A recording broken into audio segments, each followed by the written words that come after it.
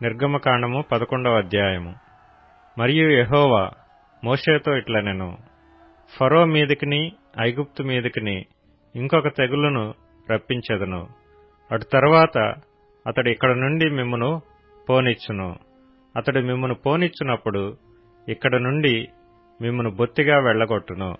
కాబట్టి తన చెలికాని యొద్ద ప్రతి పురుషుడును, తన చెలికత్తె యొద్ద ప్రతి స్త్రీయును వెండి నగలను, బంగారు నగలను అడిగి తీసుకొనుడని ప్రజలతో చెప్పుము. యెహోవా ప్రజల ఎడల ఐగుప్తీయులకు కటాక్షము కలుగచేసెను.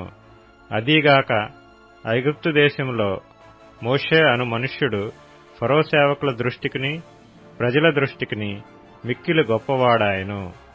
మోషే ఫరోతో ఇట్లనెను, యెహోవా సెలవిచ్చినదేమనగా, మధ్యరాత్రి నేను ఐగుప్తు దేశంలోనికి బయలు వెళ్లెదను. అప్పుడు సింహాసనం మీద కూర్చున్న ఫరో తొలిపిల్ల మొదలుకొని తిరగలి విసురుదాని తొలిపిల్ల వరకు ఐగుప్తు దేశమందలి తొలిపిల్లలందరూ చచ్చెదరు.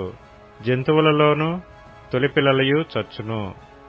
అప్పుడు ఐగుప్తు దేశమందంతటా మహాఘోష పుట్టును. అట్టి ఘోష అంతకు ముందు పుట్టలేదు, అట్టిది ఇక మీదట పుట్టదు.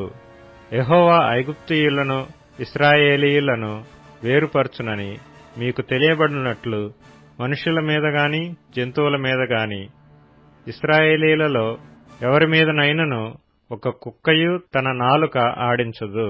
అప్పుడు నీ సేవకులైన వీరందరూ నా యొద్దకు వచ్చి నాకు నమస్కారము చేసి, నీవును నిన్ను ఆశ్రయించియున్న ఈ ప్రజలందరూ బయలు వెళ్ళుడని చెప్పుదురు.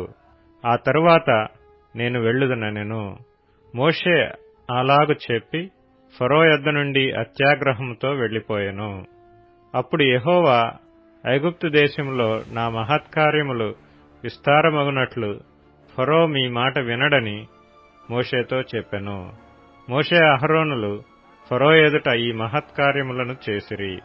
అయినను యెహోవా ఫరో హృదయమును కఠినపరపగా అతడు తన దేశములో నుండి ఇశ్రాయేలీయులను పోనీయడాయెను.